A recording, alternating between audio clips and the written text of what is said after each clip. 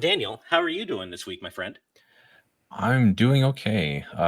We have an empty house now. A bunch of my family members went out to see other families for Easter, and Nice. so I got nothing else to do right now. I'm having a whole party of people over. No, I wish I was, but I'm not. Well, Otherwise, it's just been, your usual week of just trying to keep up with work and getting ready for other things. Our yearly event, Fire Emblem Convention, Emblem Con is coming up in a few weeks, so I'm just trying to get in contact with people or voice actors or guests or other artists and making sure that we're getting this all put together without a hitch, hopefully setting other people up for Twitch and streaming. So it's a lot to do it all at once. nice. Well, I'm glad you at least got some time with your family. That's always good, and I know you're always looking forward to Emblem Con, so I'm Is happy to hear that. is Oh, Emblem Con like an in-person thing? Because I remember last time it was a No, virtual one. I wasn't sure if it like happens in a place or if it's just online.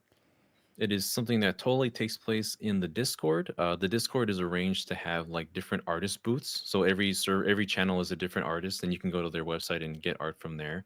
That's also where you can tune in live for our panels with our guests, both like artists, cosplayers, social media people, content creators, and our voice actors. But it's always been online. It's always been a digital event, and this is our 5th year, so it's a big 5 year for us now. Nice. hell yeah. Well, speaking of conventions and panels, I myself just got back from PAX East, where I did a panel with two of our amazing community members, Azran127 and Cutie Caitlin. We did a panel about the history of Nintendo Labo, and that was a lot of fun. Oh, And I have to shout them both out because they both did a fantastic job. Azrain in particular put the whole thing together, put the slides together. We even had like a Toy Con like fight, like the what do you call it? Like the two Toy Con cars kept trying to like push each other off a table. It was a lot of fun. Had like arts and crafts, trivia, everything. So Azran did an amazing job putting that together, and I was super honored to be on the panel with him and Caitlin doing that at PAX. It was on Saturday or Friday, I believe. So that was a lot of fun. And PAX, as always, was great. I got to play a bunch of cool new indie games, which I'll be talking about with our good friend Ant Dude on an upcoming video. So look forward to that. And I hosted yet another successful GVG community meetup. There were like 30 of us. It was amazing. Nice. And you both were obviously, as always, missed. I love doing these shows. I love being able to meet the community in person, but I'm always wishing we could all do it as a whole team, even though I know that's not realistic since four of us are dads. So I know it's not necessarily possible, but every time we always wish it could be all of us and not just me. Yeah. I mean, I want to go back to doing shows. I don't know when I'll get to return. I'm hoping that PAX West I'll be able to go this year. Because I don't plan on buying another house, so I'll probably be able to go to PAX West, but I'm not committing to anything just because I kind of know what my travel schedule looks like at least up Sure. to July, and it's busy. Like I'm already going to miss Summer Game Fest this year, unfortunately, but I've got plans. Oh no. Yeah, I oh, know. I wanted to do it again, but Oh, I didn't I'll be out realize. of the country during Summer Game Fest, Ah, so I don't know. Maybe I'll do Gamescom or something, but that'd be uh, cool. we'll see how that works out. But yeah, I miss doing PAX West. I'm hoping that we can at least convene a small group of us and come back here because for those of you that don't know, I live like 3 hours away from Seattle. So Right. it's like a short road trip to come back to my place and make content after PAX, and that is the tentative plan, is to have a few of the GVG crew come to my house and shoot content with me in my studio, which would be That would really be fun and what I've been dreaming of since I bought this that would be place. awesome. Well, I'll be at PAX West as always, so I'll certainly be there. Summer Game Fest, I guess, assuming they invite us again, I guess I'll be the one doing our coverage of that this year. Then I figured we'd be doing it together, but Yeah, I guess not. I thought we would too. I just had some plans come up that I couldn't pass on, so I'm going to be Fair taking a little enough. bit of a vacation around that time, a summer vacation, which I'm looking forward to. But um, yeah, I'm hoping to do some shows again real soon. Get back into the swing of those, and we got to find. We have to find an event that we can all go to like at the same time. I don't I think know. SGF is big enough for it yet. But we know that Brandon can't do PAX West anymore because that's real close to his kid's birthday. Right. Obviously, getting John out requires a lot of advanced planning and an event worthy of it, right? Exactly. Because that's a big expense and a lot of time away from his two kids. Um, And then, getting Derek to come to anything is tough because getting Derek out of his house is rough just because he's super busy. So Yeah, those we'll kids. find something though. We definitely need to get the gang back together soon. Seriously, I just want to have all of us Yeah, together in one place. Go ahead, Daniel. yeah, I definitely want to go to more shows. I always feel sad when I miss out on a PAX because I can never tell if PAX East is gonna have like everyone showing up or just like a few people showing up. And apparently in this one, everyone was showing up. So I'm trying to make set aside uh time and funds to be able to travel out to at least do a PAX East next year. And I'm always trying to go to PAX West. I've been going to PAX West now for the last few years. So hopefully if anyone else goes out there, we'll be able to hang out there as well. So hopefully just more shows in general. I want to be able to go to more shows and see more people because there's a lot of people in our Yeah, community that, you know, in the GVG community or other content creator friends that I feel like I miss out on a lot just not being there with them. I don't want to for be sure. forgotten. It's the best place to catch up with industry friends and meet the community in person. And actually, Daniel, fortunately, you were there with me for PAX West last year when we had our own room for the GVG community meetup. We actually had the PAX community room like rented out for 2 hours, and it was awesome. This time I didn't Nice. have that. I forgot to apply in time, so we just kind of I had to decide on a place for us all to meet. We just kind of carved out our own space, but I'm definitely going to apply to have the room again because it was a really successful meetup and it attracted people who weren't even in the community. They just read our description and are like, "Oh, this sounds pretty cool," and they wandered into the room and met us and found out about us and joined the Discord that way. So definitely want to do that again, and hopefully our good friend Becca can join us for that as well because she was instrumental in helping to make that work with all sorts of giveaways and prizes and stuff. It was a lot of fun. But we're not here just to talk about PAX and conventions. We're here to talk about some video games. What have you guys been playing lately? Steve, I'm pretty sure I know. Man, I've been playing a lot lately. Okay. Chief among my gaming interests these days though is Helldivers 2. Just Yep. has eaten my life. It's what I play in between other games. It's usurped like Fortnite and Returnal and a bunch of other like idle games that I would just play like when I want to find something. Hmm. And I'm constantly finding new people to play Helldivers with. I'm working on a video about why Helldivers works as well as it does. And I dug up an old clip of me being like, maybe it'll be interesting. Like I was so ambivalent towards it when it got announced. I was just like, maybe it'd be like a fun trash game to play with your friends. It absolutely is. Nice. I definitely way undersold it. I would actually say Helldivers is my game of the year, which is the most insane thing I think. I That's never would have wild. thought that. Yeah. Um, but I've been playing it with like all kinds of people. I've re-met old friends. A true story. So my day job requires me to work with like a lot of vendors, right?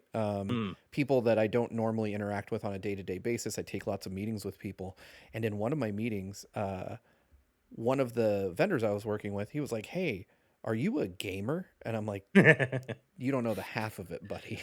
But he's like, "So, are you battling for democracy?" And it was just like this weird, Oh like he said my it, like god. almost like Helldivers was like a Fight Club kind of thing. And I was like, Uh-huh. "I am." For And we democracy. we we met up in Helldivers and played it for like 2 hours. I'm like, I like this guy. I could work with this guy. But yeah, Helldivers has kind of taken over my life. I played through since the last time I was on the show, I completed Final Fantasy VII Rebirth. I rolled credits on it. Uh Nice. what an experience. I'm I'm still in the middle of chapter 8. I'm in the gold saucer doing the 8 billion mini games there are Yeah, to do. all I'm gonna say is I went through like the full gamut of my emotions playing that Oh, game. I'm Like so it made me excited. cry, it made me yell, it made me like fist pump. If I had, Ugh. I almost yeeted my controller several times, like out of sheer hype, like not anger, but just like, oh Oh, my you're god, I killing can't believe this me. is happening. Just a lot of moments like that in the game. I absolutely love it. If Helldivers didn't exist, this would be an easy year for me to give Rebirth the nod. I don't, from what we know is coming, I can't imagine anything else. And of course, last but not least, I've been playing Princess Peach Showtime. I somehow haven't finished it. It's one of those games that like I play and then I'm like, that's enough for now. And I take a long break apparently, and then I come back to it. And I'm like, man, I love this. And then I take another break, and I'm sure it's not a long game. I've just been kind of taking it at my own pace, and it Sure. is really good for what it is. I saw Brandon's. So this is one thing that I like to talk about. Brandon made an excellent video on Super Princess Peach that I could not disagree with more.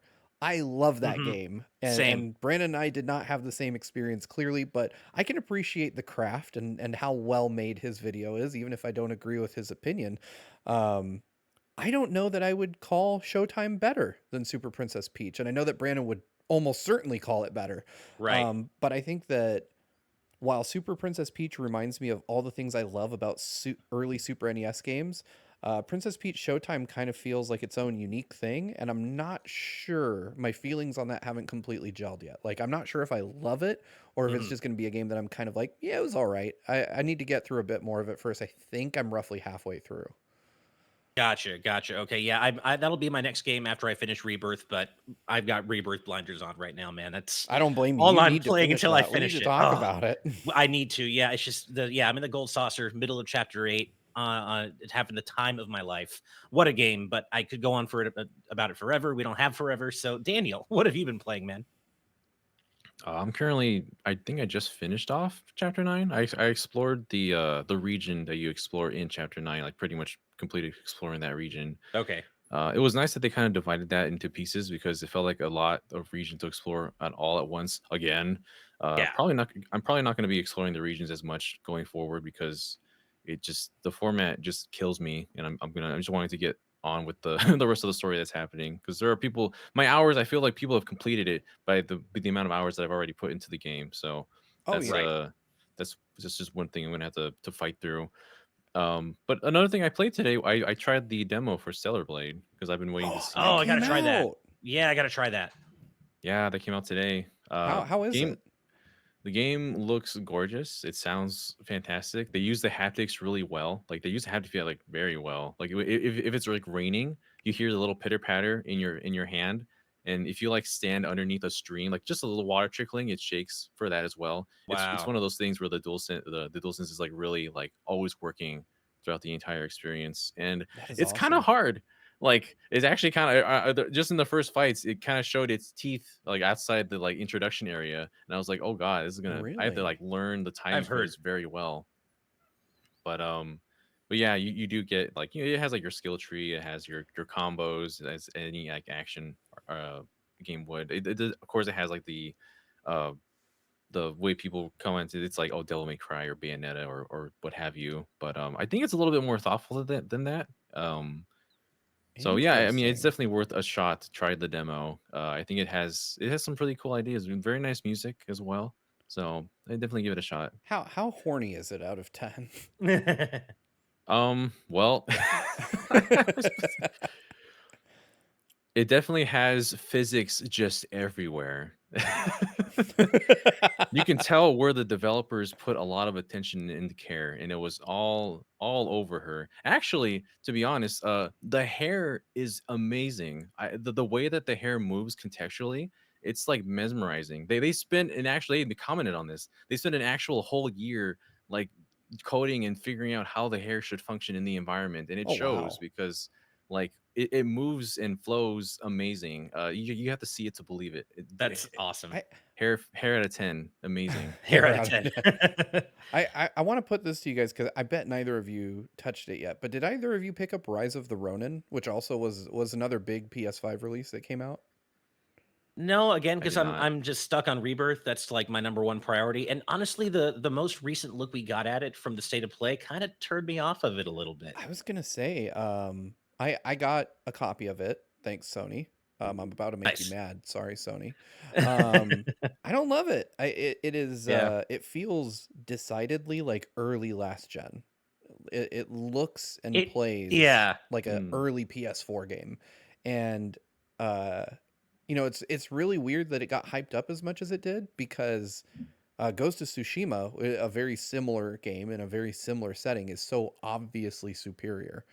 Like I think Koei Tecmo and Sucker Punch tried to make very similar games to each other, and I don't necessarily want to say that Koei Tecmo games are all terrible, but it does have a very Koei Tecmo vibe to it. I Like gotcha. like it's got Hmm. that kind of oversaturated visual style. that works for some games. I just don't find the combat super engaging. I still Mm. haven't figured out like the world. There's a key meter and a lot of stuff that just feels kind of overwrought. Like it's definitely okay enough. It's not like offensively bad, but it's also not a game that I put maybe 3 or 4 hours into it. And I'm like, yeah, that was probably enough. Like I don't know that I Yeah. need to finish it. I'm not drawn in by it, and I'll probably still do it the courtesy of finishing it at some point. But it's not the AAA game that I thought it was gonna be when I first saw it. I was just Yeah. kind of underwhelming, I guess. Stellar Blade looks way more interesting to me, Yeah, I and want to I play that Stellar yeah, Blade Mhm. demo real bad. I It got to has do a I got to see yeah, this hair. it has a very like the set piece. Just the way it begins is very like dramatic, and it just sets up a really like intense looking game. So yeah, for sure, give it a shot. I'm curious to see what you guys think about that game because it does look and feel fantastic. Well, I will be sure to check that out this weekend amidst my playing Rebirth. And I also have to finish FF16 this weekend. I'm at the very, very end. I tried to finish it before leaving for PAX, but it just didn't quite happen because my wife and I were finishing Ace Attorney 4 instead in the Apollo Justice Collection. So It's not a bad this thing. weekend, no, exactly. But yeah, this weekend, my goal is to finally finish FF16. All I really have is the first DLC and then the end game left. And then I'm going to come back next month for when the second DLC comes out, of course. But I've been having a great time with that game, and I'm looking forward to seeing how it all finally concludes. I have my fears about what could happen, but we're going to see.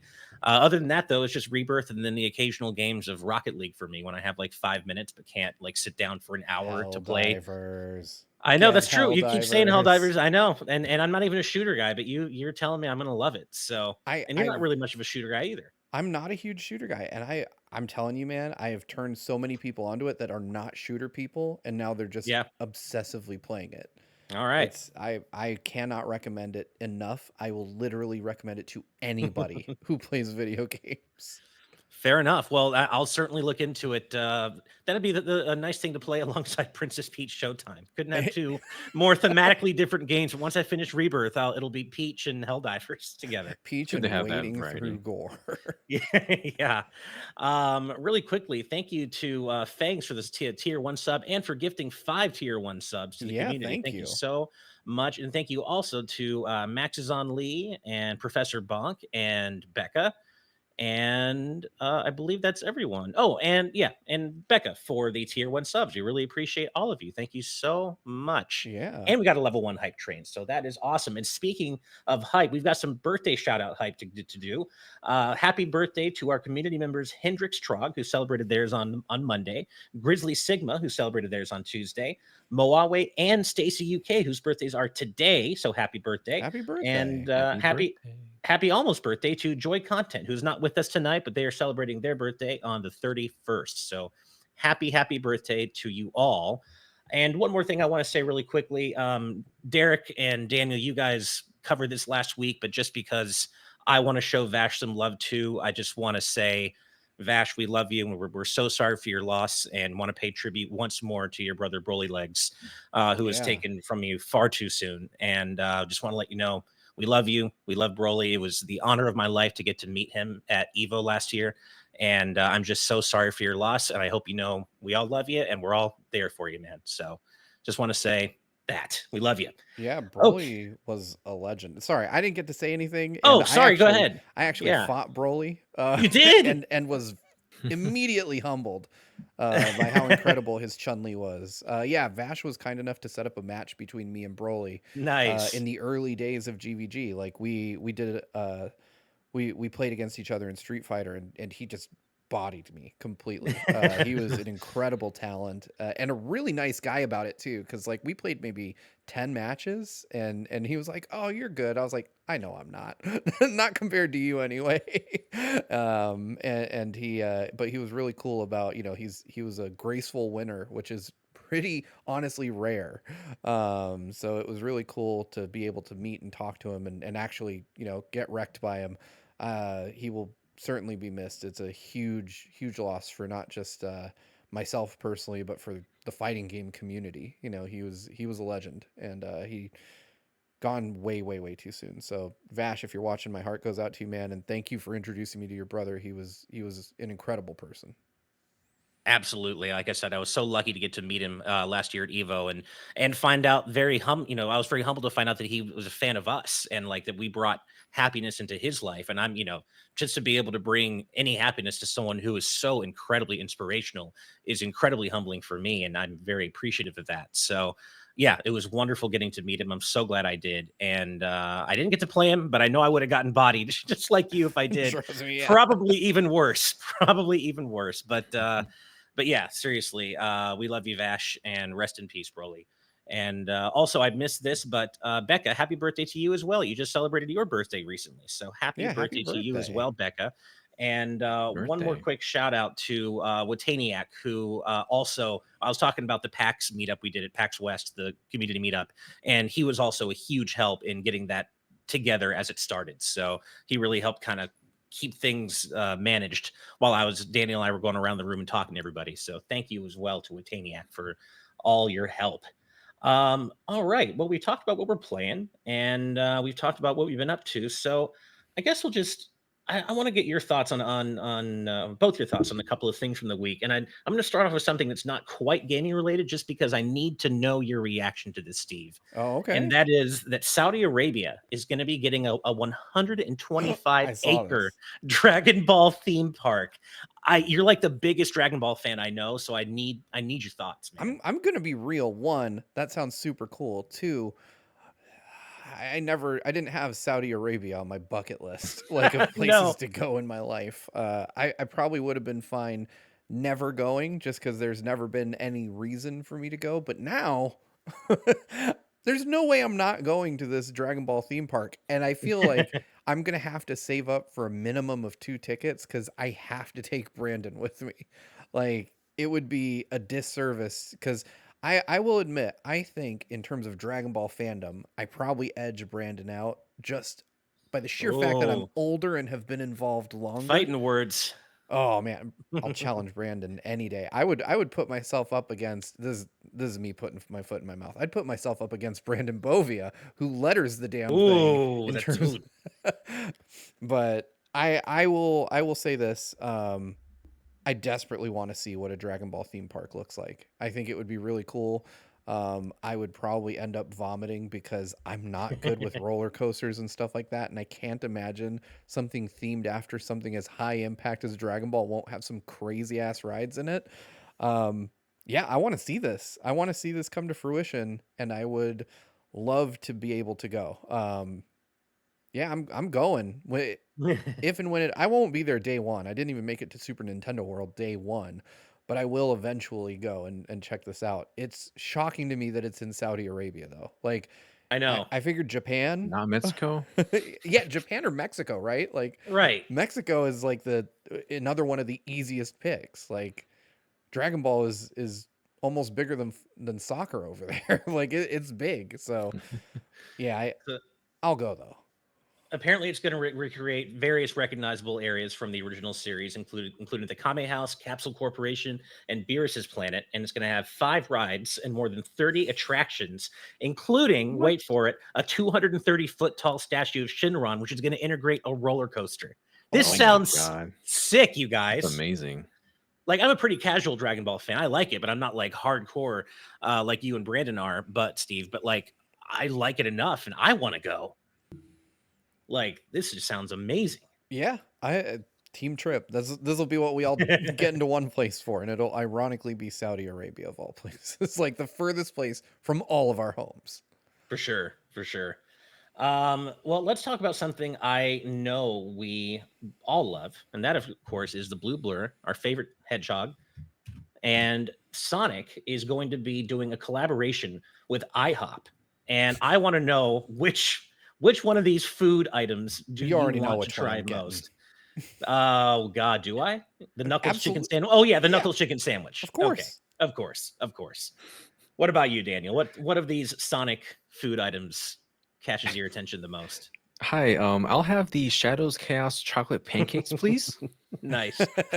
No, and you have to order it exactly like that. You can't just call it the regular menu item. You have to order it the Sonic version. For I could me, I could be like I could be like I'd like to order the Shadow's Chaos chocolate Yes. Order pancakes, these please. damn chaos pancakes. Oh, damn. So you know what's funny? I was gonna say that I'm a sucker for Belgian waffles, so I was gonna say I want to get the Amy Sweet Strawberry Delight, but if I have the chance to do my annoying Sonic voice, I gotta order the Sonic's Blue Blur Special. That's just Oh, how I have to go in there and do it and then get kicked out probably I'd because I ask what if I could go home from work. yeah, I want to bring my 30th anniversary statue and just set it on the table, like I know. in the middle of the IHOP, and be like, you know what I'm here for. Yeah. You know exactly why I showed up. No, there's an IHOP. Ironically, so I had on just a personal disaster earlier this week. My monitors that I use at my editing station both died at the same Oh time, no, and so what? I was like, God damn it! And so I just got in the car. You know, fortunately for me, you know, it's tax season, so there was a little extra cash in the coffers. So I was like, I'm just going to Best Buy and I'm buying a new monitor. And on my way in the same parking lot, there's an IHOP, and I was like, I'm gonna stop here. Like, I need to know when this Sonic menu drops because I know where I'm headed. I like called my sister. I was like, "Hey, could I borrow my nephew and bring him to IHOP so I have a reason to order all of this and not be looked at like I'm sick?" I don't know what's worth, like ordering the whole Sonic menu by yourself or with a lone little boy with you. But I'm gonna try Uh it. yeah, I think the answer is yes, because it's Sonic, and Sonic is always a great idea, Yeah, regardless of the context, right? that's true. I can get on board with that. Whatever makes me Yeah. feel better. Exactly. No, I'll definitely be going. I'd never go to IHOP. I'm not like I don't love the food there, but like I said, I love the occasional Belgian waffle, and a Sonic collaboration is a good idea or as good a reason as any for me to go. So I'll definitely be getting in on this. But I wish I could go with you, Daniel, so we could both order in Shadows and Sonic's voices. That would be so funny, and we'd probably get kicked out, but it would be That's a video right hilarious. there. It's If you true, get kicked actually. out, It even more is. so. Oh my god, that's true. Well, moving from one video game character, starting with the letter S to another, are either of you Spyro fans? I am not. I've wanted to be. It's one of those franchises that I keep telling myself I'm going to play this and I just Me never too. do. I own It, them. I just haven't touched them. yeah, What it's about one you, I never Daniel? really got into myself, even though Okay. I always hear fond things about it from people that played it when they were kids. Me too. And as someone who loves platformers as much as I do, it's one of the biggest like and most regrettable gaps in my gaming history. And it's I don't even know why. It's not that I didn't like the way it looked growing up. I just never got around to it. Same with Crash, although I did play the at least the first two Crash games, and I wasn't really a fan. But Spyro always seemed to be like it would be more up my alley, and I just never got around to it for some reason. But I played like 30 minutes of the remastered Spyro 1 a few years ago, and I really liked it. So I know that if I do get around to it, I'll probably really enjoy it. But the reason I ask is because you guys have probably heard that the rumor going around is that Toys for Bob's first game as an independent studio is actually Spyro 4, That's much like they did Crash 4 a few years ago. Mhm. So they're maybe getting to do this the 4 Spyro game now as well. And I was just wondering if you guys had any particular thoughts on that. when Toys for Bob bought their independence, did they get to take their IP? Like that's not That's a something that question. I'm aware of Yeah, I'm not sure. because that's kind of like I can't imagine Activision I know. giving them such an iconic character as part of the deal unless they really were able to broker one hell of a deal, like Yeah, letting them have all their IP. But Toys for Bob also did, or no. Toys for Bob didn't do. They made Crash, but they didn't own Crash, they right? didn't own Crash. Yeah, and I don't know if they own. I don't see how they could own Spyro. Right. That's where I get confused because I'm not sure that Yeah, they own Spyro, but maybe. Yeah. See, so Toon J is saying what I was thinking. Spyro's owned by Activision. It's not Toys right. for Bob. So maybe they subcontracted with Activision That's what I'm to make thinking. a new Toys for Bob. Maybe Activision is publishing and Toys for Bob is developing, That would make or more or sense. Microsoft is whatever the case may be. But Yeah. We do at least know they have a contract, as Fang said, they have a contract with Microsoft for a game. oh, gotcha. So yeah, it could be that Activision is involved somewhere in the process that allows them to make a Spyro game, basically. Um, hopefully. I think a lot of people would be very happy if Spyro got the Crash 4 treatment. I think that would be a smart move is to have. I mean, Toys for Bob, they likely got their independence, because they had to really, have strong feelings about working directly within the Xbox games division to put up the money to buy their way out of it.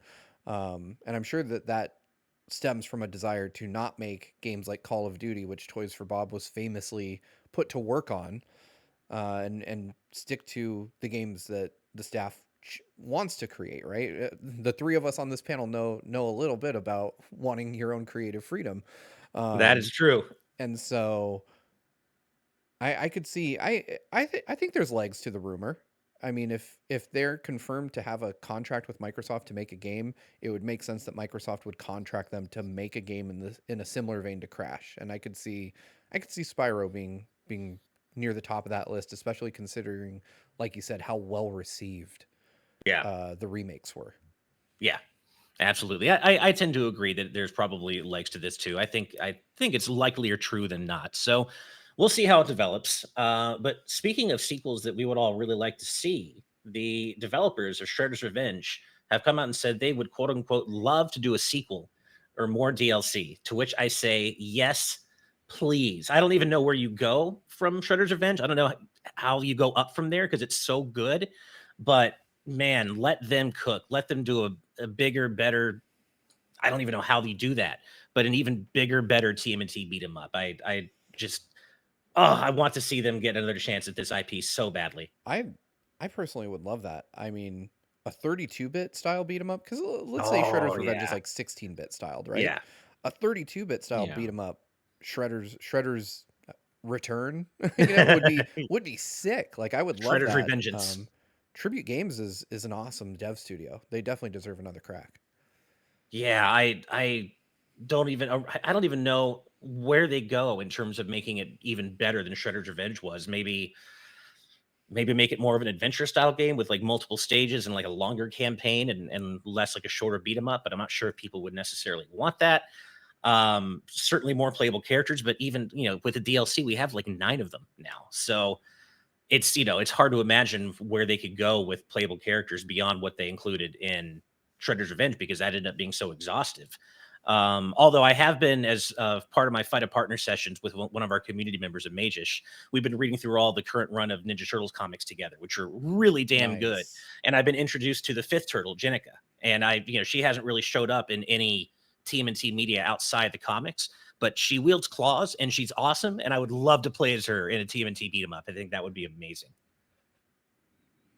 Yeah, that would be really cool. For me, the template for it's weirdly underused, but for me, the template for like the best type of beat 'em up is and always has been Guardian Heroes. If Yeah, you've never great game. played it, it had so many, like, it had multiple endings and branching storyline paths based on the choices you made just in our beat 'em up. So I would love to see them do something like that, where maybe you could split off into different side stories that have impacted the ending of the game based on whether you chose to fight a certain enemy or ally with them or whatever. That would be really cool. Hmm. It's funny. This reminds me. I do because I'm such a big nerd, like all of us here. I do occasionally dream about video games, and sometimes they're the sad kind of dreams where like you dream about something you really want, and then you wake up and it's like, oh shit, it wasn't real. And this actually happened to me recently. I completely forgot until talking about TMT again. This happened to me like 3 weeks ago, and I dreamt that Insomniac both made a lot of people really happy and pissed off a lot of people by coming out of nowhere and saying, okay, so our next game actually isn't Spider-Man 3 or Wolverine or Venom. It's actually we're doing an open city TMNT game. And I was like losing my mind. I was so excited. And, of course, the internet was on fire in my dream about, how good or awful this was. I was very happy. But then I did wake up and I was like, that wasn't a real thing that happened. And then I was just hungry for pizza. So, but no, that actually happened because I'm a big ass nerd. But it was a fun dream while it lasted. I'll say that much. Um, and you made a great point, or not a great point, Azran, in our live audience chat. Hearing Shredder's Revenge just reminds me of the people in PAX's Name That Tune who missed Panic in the Sky. Yes, that drove me crazy. So I went to a video game Name That Tune panel, and most of the songs people could not identify. I was melting in my seat. Like, are you kidding me right now? But one of the ones that was missed was Panic in the Sky from Shredder's Revenge, and it broke my heart. It was I was like, I wanted to be up there so badly because I knew almost all of them, but what are you gonna do? What are you gonna do? Well, I think that pretty much does it for news this week. I wanted to spend too much time on that because we do, as always, have patron topics to discuss. So, as a reminder, we do have a Patreon. If you support patreon.com/GVGaming, and if you support us at the producer tier or above, you can suggest topics just like the ones we're about to discuss. And Steve, since it's been a while for you, why don't we have you start, man? All right, give me one sec. I'm pulling it up here. I'm on No two worries. two Oh, screens, and if you one need, is we can start with significantly Daniel. smaller. Yeah, go ahead and start with Daniel. I'm still Okay. pulling mine up. It's loading real slow for some reason. My bad. All right, Daniel, why don't you go ahead Oh. and start us off, man? My question comes from a drink to the past. I'm going to shorten this a little bit. Do you ever feel a game suffers from being open world without utilizing the open world to its fullest? I've been thinking this while playing Final Fantasy VII Rebirth. Love the exploration, all the side content in the game, but there's so much that it seems like forever between the meaty story bits, which is kind of what the game does best. And goes on to say this kind of is what they do in like Horizon games, in Uncharted, where it's like screwing around with the set pieces is the most like memorable part of it. I think that the best open worlds are in cases like Breath of the Wild and Death Stranding, where the world traversal mechanics are so deeply rooted in the core gameplay loop that the game would never work without the open world. What else can developers do so that the open world actually enhances the game and doesn't distract from others' focuses? I had this problem with it with Final Fantasy VII Rebirth as I'm playing it because I kind of feel like the same thing happens in this game in some ways as with Final Fantasy 16, in which like when it gets to the main like story parts of it, when it's like continuously talking and going through the story bits, like that's when I'm most invested. But then there's like those big lulls in between, and like it's fun to explore a open zone area like with Final Fantasy VII Rebirth, but it's kind of like I'm waiting to see like what next climactic thing is going to happen next. That's more obvious with Final Fantasy 16 because like when you get to the big fights, those big areas, like they're the peak of Final Fantasy when you get to those like big fights in between, and then there's just like a big lull that happens whenever you're not in that section of the stories.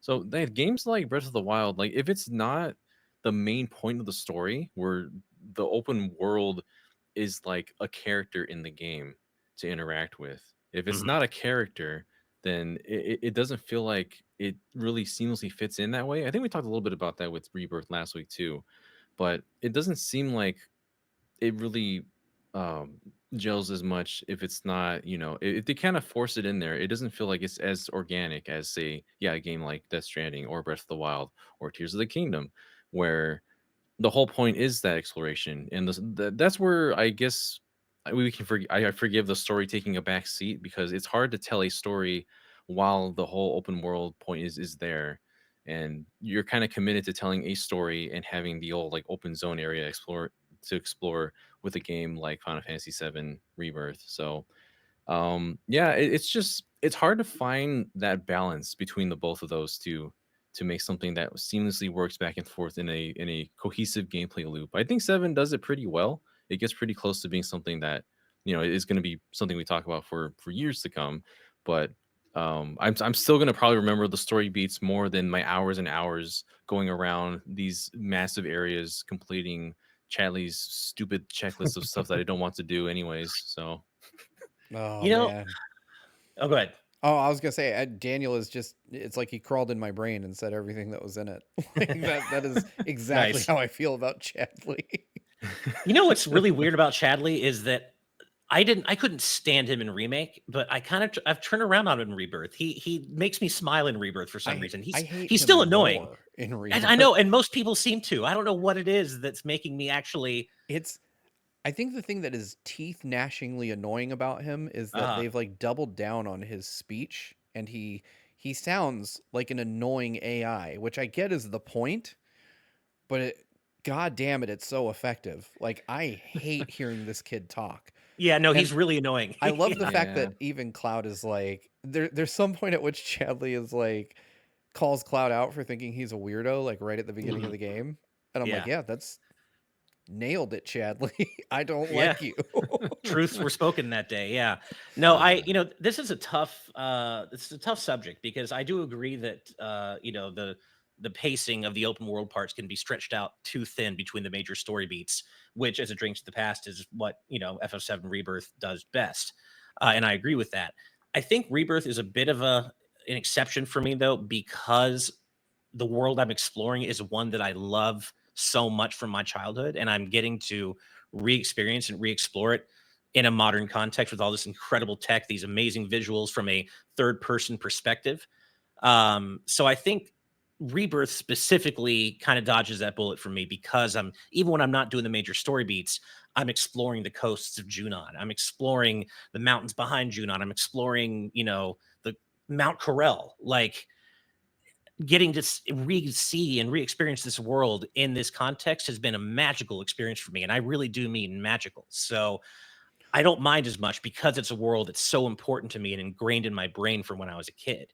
But in other games, certainly agree. Like with Horizon, I do love exploring the open world, but the high points for sure are the main story missions, and there are a lot less of those than there are the many hours you're going to spend exploring the open world. So Right. yeah, a game like Zelda arguably does do it better because the open world is kind of Woven into the narrative. woven into the Hmm. narrative itself. You're not going to a waypoint to as at least as obviously going to a waypoint to activate a main quest and then separating that from the rest of the experience. Yeah. I want to just underline, that I agree with Daniel in his assessment.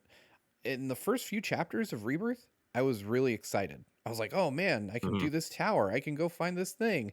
But as you progress through the game, you start to realize like this is the same in every place. It's just a list of chores for you to do Yeah, to get 100% completion, and it right. doesn't feel consequential. And Mhm. Ash, you and I obviously share that perspective of holy crap, this is the world map from FF7 but fully realized and Yeah, detailed and fleshed out, and I did appreciate that.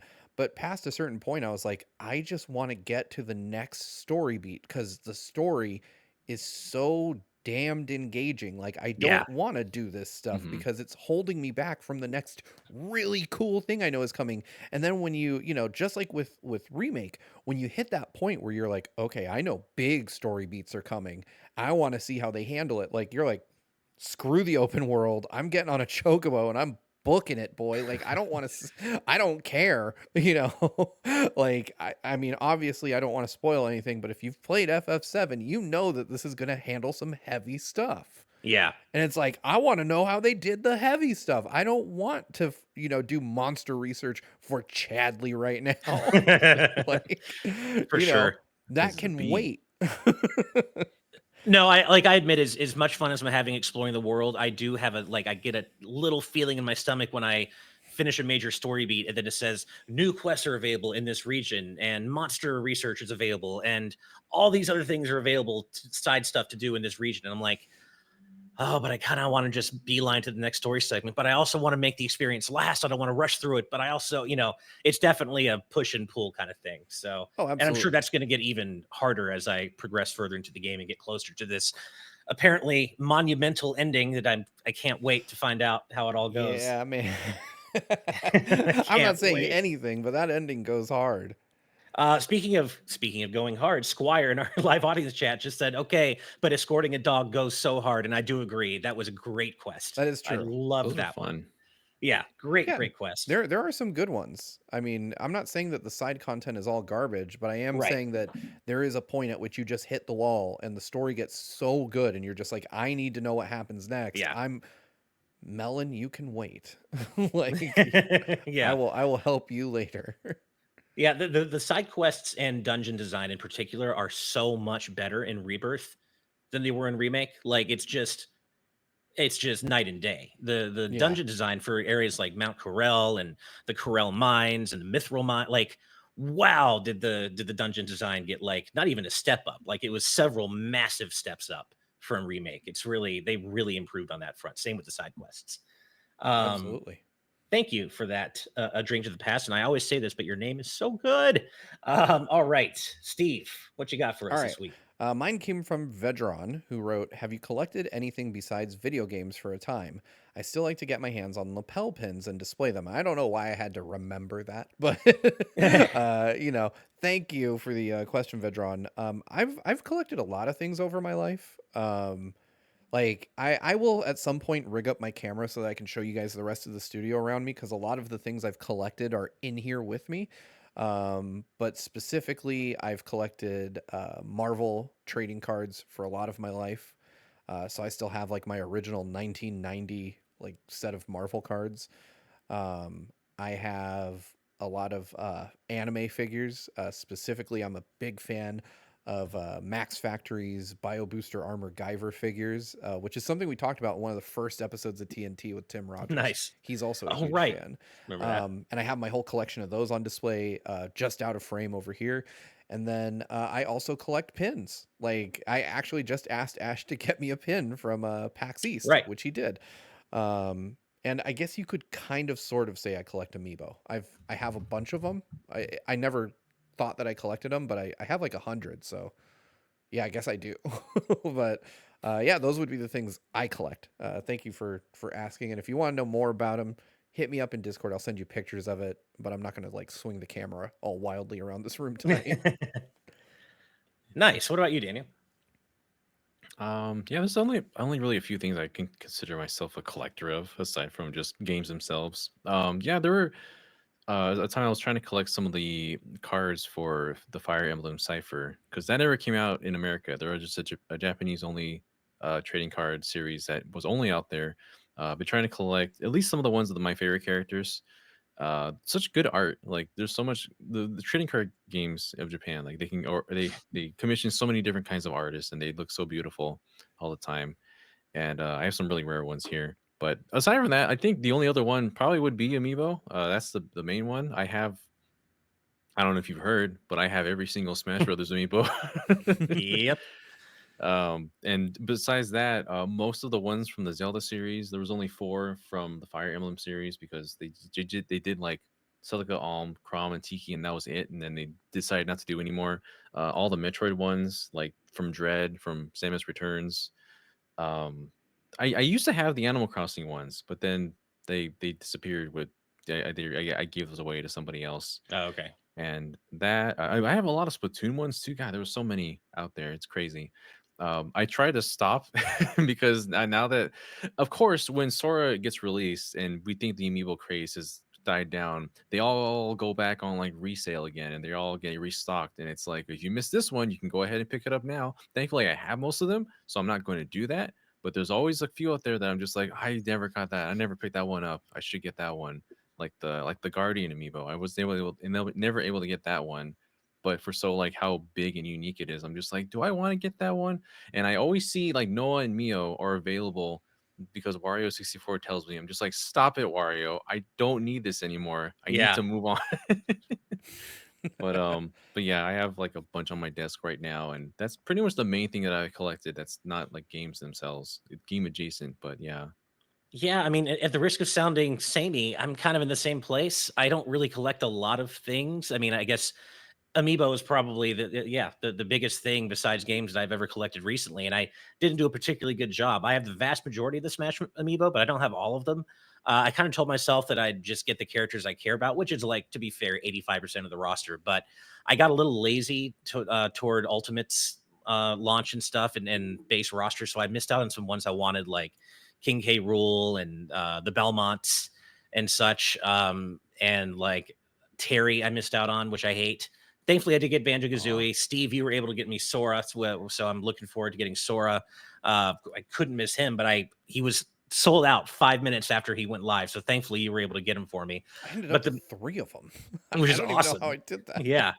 I have not picked up Noah and Mio. I'm thinking I might do that just because I love Xenoblade 3 so much. But the one I missed that I really regret is Pyra and Mithra. I tried to get them and they sold out so quickly. Yeah, I didn't get And those I, either. yeah, I Yeah. really wish I hadn't missed Pyra and Mithra. So I really would like to still get those as well as Noah and Mio. But other than that, like as a kid, I collected Pogs. I don't think I Oh, I still had have them. Pogs for a little while. Yeah. Yeah, I had a giant thick ass binder of Pogs as a kid with with the slammers which were ridiculously thick that weren't actually usable. But I had Oh those Nintendo man. Power Pogs. Remember how in Nintendo Power they had those limited Yep. edition Pogs? Yep, I had those as well. They had a set of Mega Man X1 Pogs that I still remember from back in the day. I don't think I still have my See, local Pog though. I didn't have a binder. I had one of those little Pog containers that looked like a pill container that you Oh, pop the lid off. yeah, It's I really think I tall had ones. Power Rangers Pogs. nice. Like a Oh man. yeah, Didn't I was really just chasing the trends.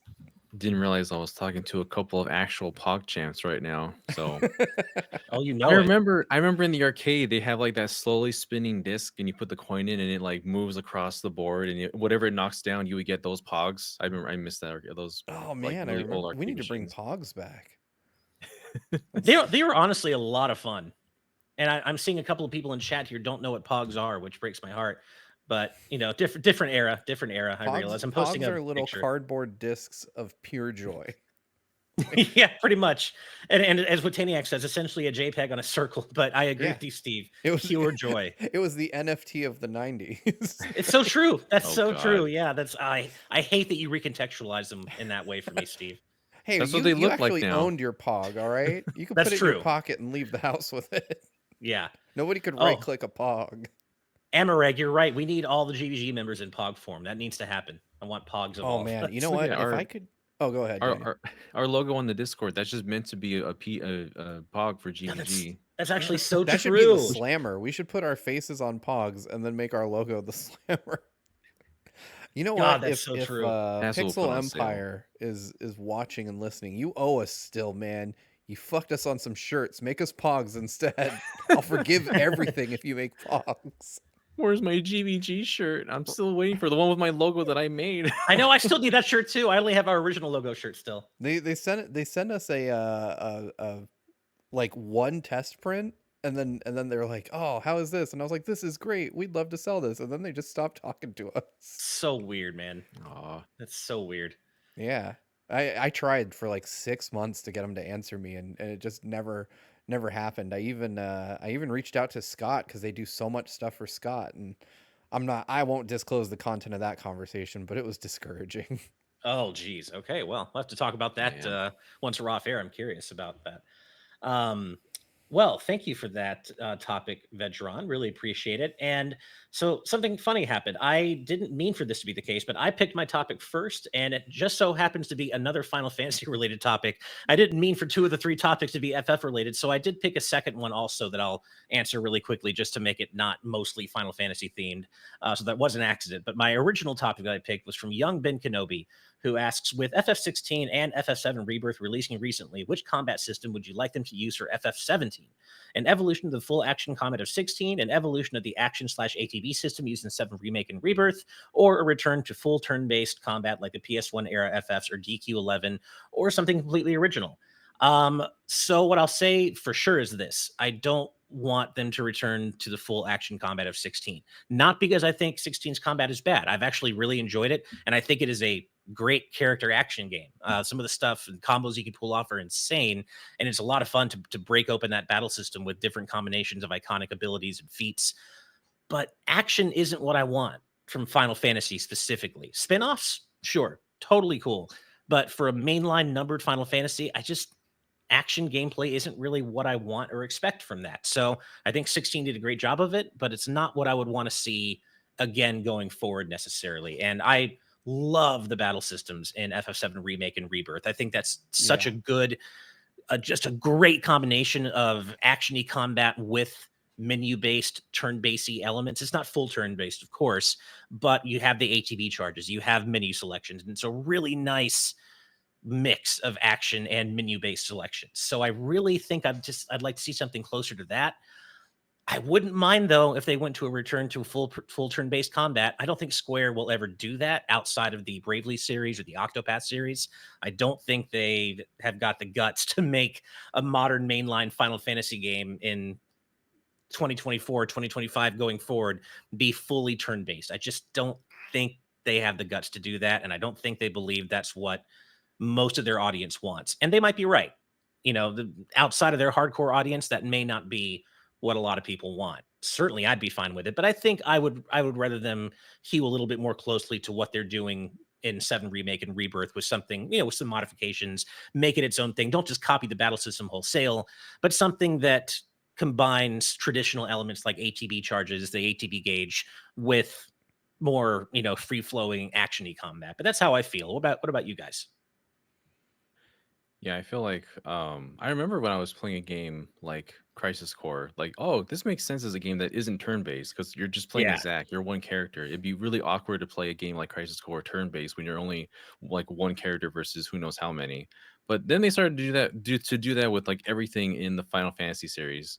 And like looking back on it, I guess it does make sense. Like it feels nice when there's an JRPG or some kind of game like that where it's not just you have a party of 8, for example, and only 4 of them are participating in battle. Like I always appreciate a game where your entire party appears to be participating in battle, and that's what Rebirth specifically does, because even though you have your main 3, the others are kind of your backup in the background. And like for example, if you're starting to have characters fall in battle, one of them will come up as a backup and assist, and you can do a synergy ability with them together. I I love always that. thought that was really Yeah. cool, like a way to integrate having your whole party there. And there's some other games where you can like swap out your party members and do that sort of thing. But yeah, I think this style kind of benefits Final Fantasy VII the most because you are having that blend of old and new. Like you can pause the combat to have you build up the ETB bar, pause combat. You can do an action in that way, or you can do a shortcut to kind of make it flow a bit better. So yeah, I think they would continue to evolve something like that going forward because it just seems like something that's a natural fit for this kind of a game and the characters that are involved in it. Yeah, Nice. absolutely. What about you, Steve? Now, remind me of the question. Is it what we think they will do or what we want them to do? What we want them to do? Okay, I was gonna say because what they will do is whatever we don't want them to do. So I think honestly, you guys have kind of spelled it out, but I mean, for my money, FF7's battle system, obviously remake and rebirth is exactly what I want from the future of Final Fantasy. It's a good blend of traditional turn-based combat and kind of the more modern, real-time action that we've seen from games like FF15 and 16 specifically. It's a great middle ground. But I am going to differ in my opinion. Uh, Okay. I I'm gonna say what I want in the future is just give me both. Like, let me Mm, choose. If I want turn based, let me play turn based. If I want full on character action, let me have that. I know that is a lot more work for a development team that is already strapped for time. But we're talking about what I want, not what I think is realistically feasible. So I'm gonna say, I always say this: more options are always better.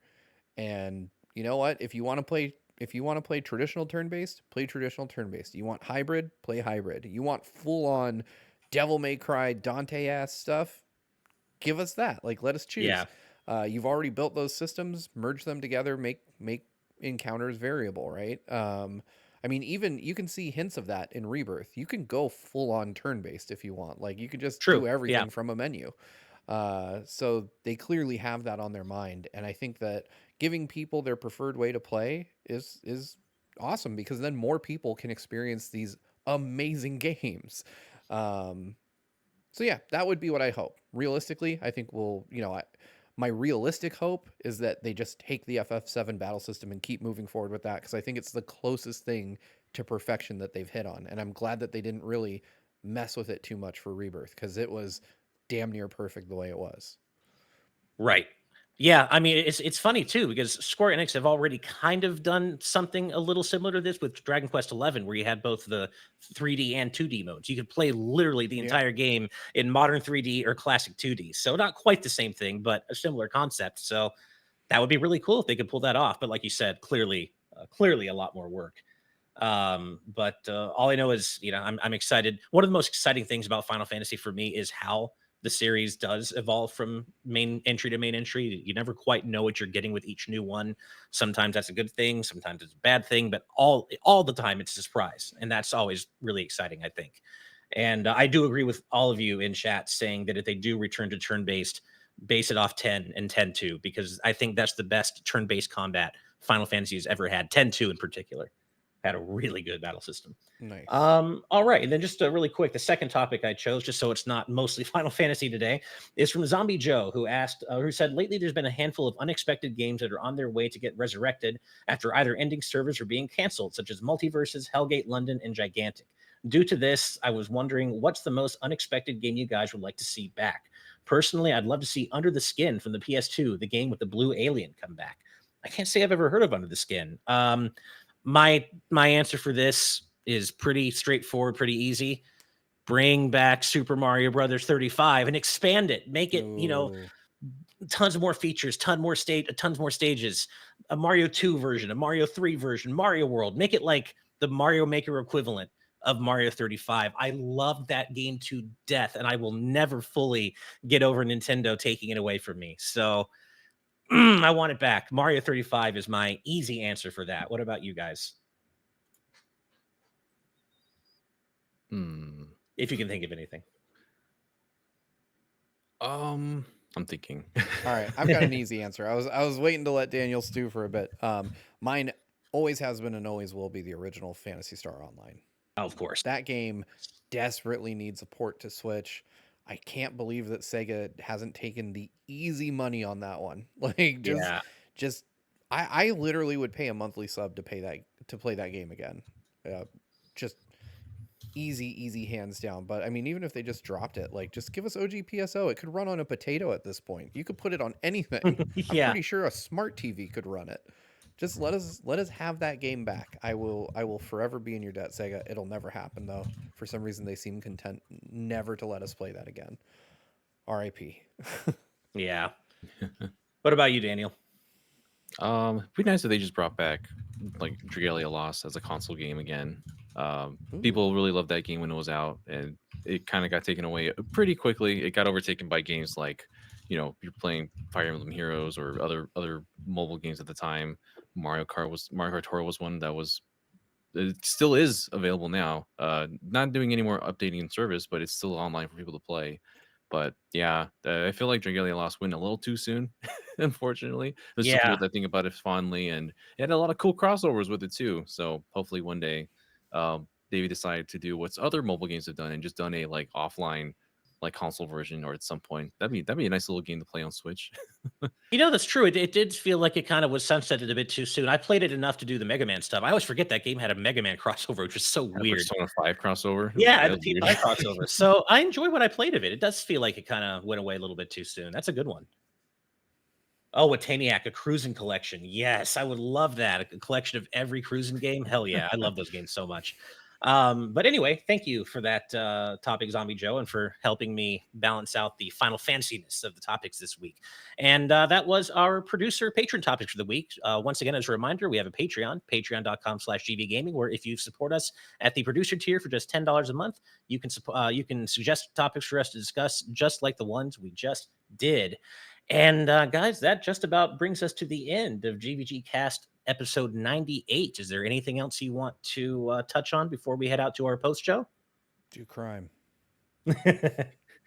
Be sure to subscribe here on our Twitch, where I do streams every Tuesday and Thursday, and we're gonna have obviously we're gonna have GVGcast here at this time every Friday now. So please, all your support means the world to us.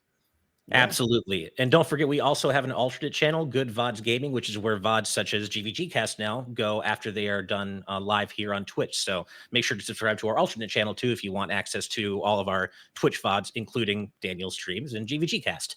And that brings us to the end. Thank you so much, everybody. Seriously, we love doing this with you every week. I know I always say that, but it is always true. Thank you so much for spending part of your Friday evening with us. As always, we have to give a special shout out to all of our patrons at the producer tier and above for helping to make everything we do happen, because we could not do it without you. So thank you so very much. And as always, we have to give an extra special shout out to all of our patrons at the executive producer tier and above. And those amazing, fine, wonderful folks include Brandon Bovia, Cutie Caitlin, Fangs, Z Patty, Sky Blue Flames, Eastman 23, Adam O'Sullivan, Richard Herrera, Logan Daniel, The D-Pad, Blake, Joy Content, Angel Martinez, Vedran, Joshua Hunter, Benny Yao, Azran127, Black King, Joseph Rutkin, Geeky Griffin, Lucky Wonderfish, Wataniac, Top Dog 23100, Young Ben Kenobi, Andrew Medeiros, Darchi, Icaro, Esax08, Michael McCaw, Matthew Wong, Goron Amber CPHT, Too Much Spaghetti, Bane 400, Ascaron 809, Ryaner, Benji Bearpup, The Game Orb, Super Gamer Dude 101, Ravelox, Rosa Pardo Bowling, Thanks for lunch today, Mom. Hi, Mom. Darksteel01, Jason Uloa, Jaden Buck, Cystic Warrior 29, Super Dank Awesome Unicorn Guy, Derek, Colin, Blaystar 25, Twilord, Mumbling Yeti, Cameron Sharp, Keel, Hustlebun, Noah Fitterer, Calvin Atkinson, Brainchild, the entire state of Wisconsin, Jim Wakeland, Zlaker, Andy Mine P, Aramis Baramis, Kyle the Monarch, Lord Metarex, Blaze Collard, Eric, Cat Evie Person 5, Peyton Thiel, Mega Beatman True Blue Reviews, Ryan Hanley, Somnia, The Game Jamie, Zombie Joe, and last but certainly not least, Marathon Max. Thank you all so much for your incredible support. We are headed out to our patron exclusive post show. We will see you next week for episode 99 of the GVGcast. But until then, good night and good vibes. Bye, everybody. Till we meet again. Bye.